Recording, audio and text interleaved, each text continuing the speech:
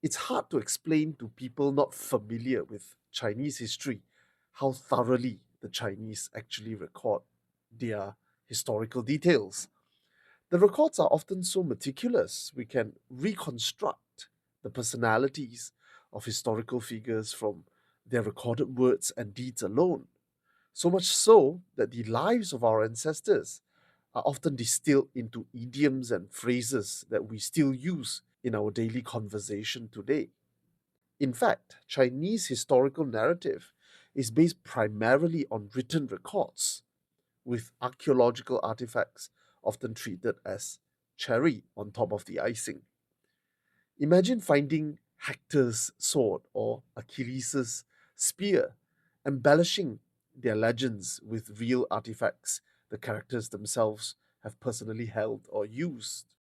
The hatred between Achilles and Hector in the Iliad has many parallels in Chinese history, and my favorite one would be the rivalry between Gou Jian and Fu Chai.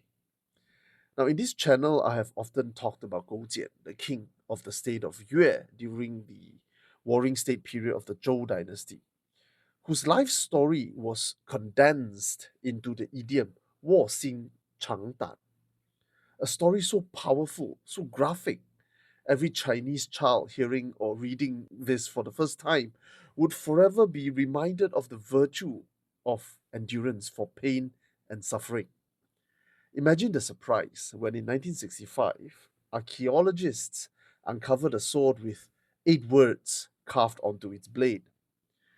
越王勾践自作用剑. Translate into Gou Jian, the king of Yue, self-made sword for own use.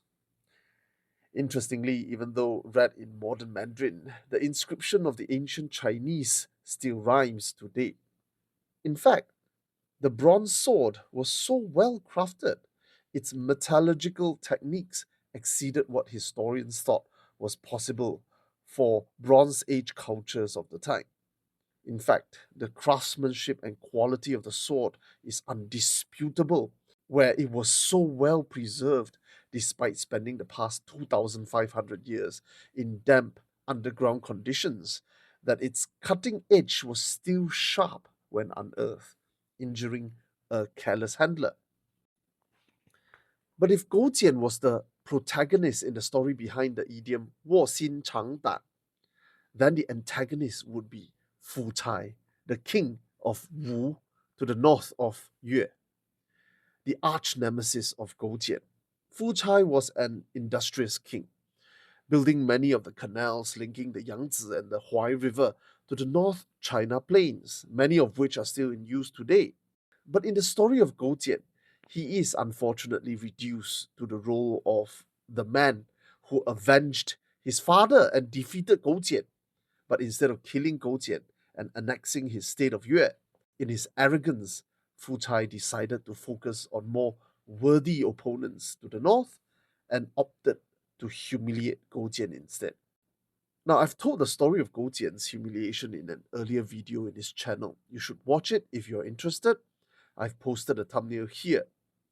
It involves eating feces and the tasting of bile.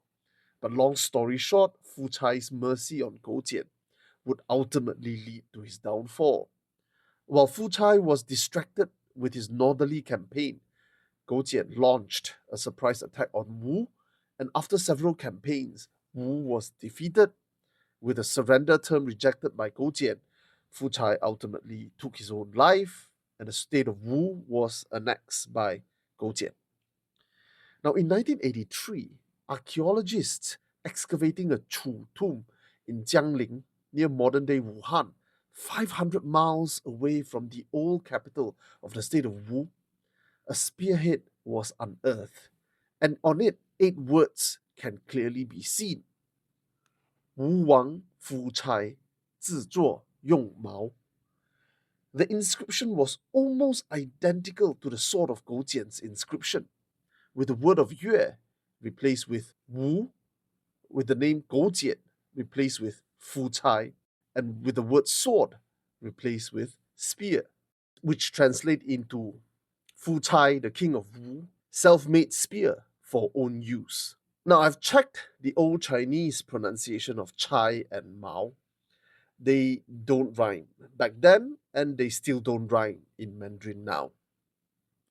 Imagine finding the weapons of two arch nemesis in legends you read growing up, like Hector and Achilles, with their names carved into their respective weapons, no less. Both Gou Jian's sword and Fu Chai's spear are now housed in Hubei Provincial Museum in Wuhan. Finally, on the topic of cherry on top of the icing, here's one for this video. You see, Fu Chai was the son of He Lü, the king of Wu before him, who has an illustrious list of ministers in his payroll. These people includes Wu Zixu, whose death is often associated with the Chinese Dragon Boat Festival, and also Sun Tzu. Yes, that Sun Tzu who wrote The Art of War.